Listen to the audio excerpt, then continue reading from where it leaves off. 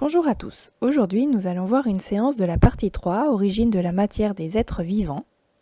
C'est la séance 2, quels sont les besoins alimentaires des êtres vivants?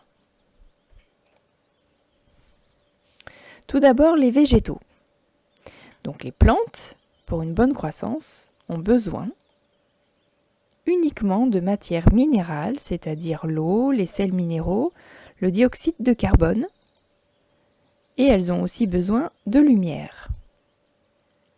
On dit que ce sont des producteurs primaires. En effet, les plantes produisent leur matière organique uniquement à partir de matières minérales. On voit le schéma bilan, donc au cours d'une journée en présence de lumière. Le végétal vert va absorber le dioxyde de carbone, qui est un des gaz de l'air, au niveau de ses feuilles. Et il va prélever par ses racines dans le sol l'eau.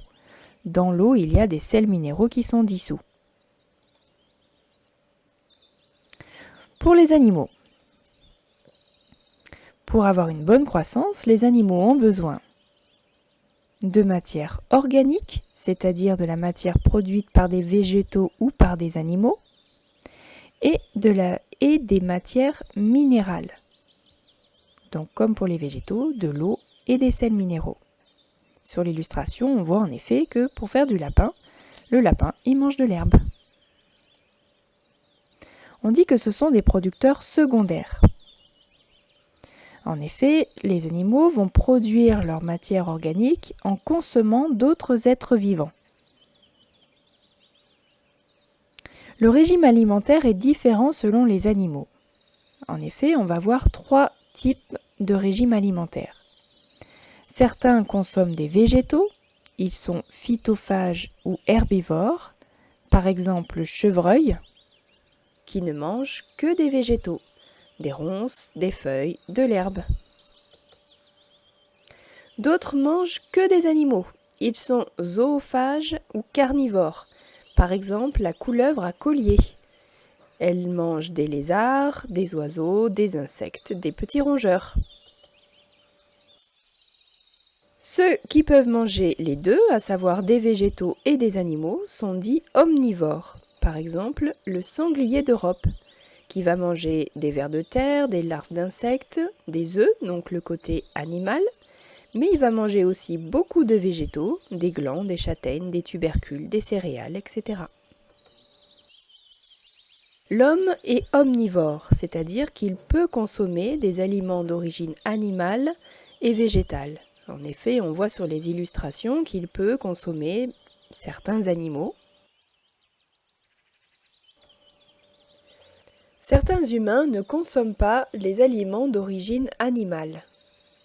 Ils sont dits végétariens ou végétaliens. Vous avez l'illustration d'une assiette qui contient des céréales, des légumineuses, des légumes.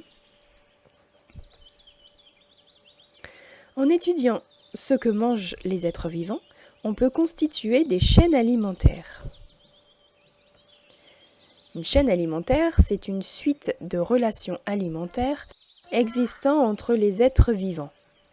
Chaque être vivant mange celui qui le précède. La flèche veut donc dire « et mangé par ». Dans le premier exemple, on voit qu'une feuille est mangée par une chenille. Et la chenille est mangée par le merle. Sur ce deuxième exemple, on voit que de la salade est mangée par un escargot et l'escargot est mangé par une petite souris. Et enfin, dernier exemple, une mouche est mangée par une grenouille qui est mangée par un serpent qui est mangé par un hérisson. L'ensemble des chaînes alimentaires, c'est ce qu'on appelle un réseau alimentaire. Ici, on a un exemple de réseau alimentaire marin. On va retrouver, par exemple, les oursins qui sont mangés par les loutres de mer. Ces loutres de mer peuvent être mangées par des orques.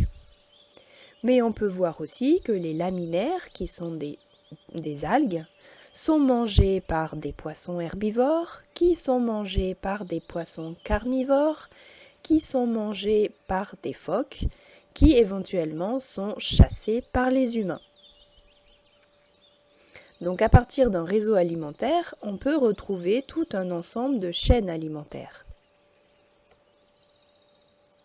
En conclusion, les êtres vivants sont des producteurs, c'est-à-dire qu'ils produisent leur matière à partir de ce qu'ils prélèvent dans leur environnement. Les végétaux ne vont prélever que de la matière minérale. Les animaux vont avoir besoin de matière minérale et organique. En schéma bilan, on retrouve une chaîne alimentaire. Une plante est mangée par un escargot qui est mangé par une grive. Et on retrouve les besoins des producteurs primaires, c'est-à-dire des végétaux. Ils ont besoin de dioxyde de carbone, d'eau et de sels minéraux qui ne sont que de la matière minérale. Et on voit les producteurs secondaires, ici l'escargot et la grive, donc en général les animaux, qui eux vont avoir besoin de matière minérale et de matière organique. La matière produite par tous ces êtres vivants sont en fait de la matière minérale mélangée avec de la matière organique. Voilà pour cette séance.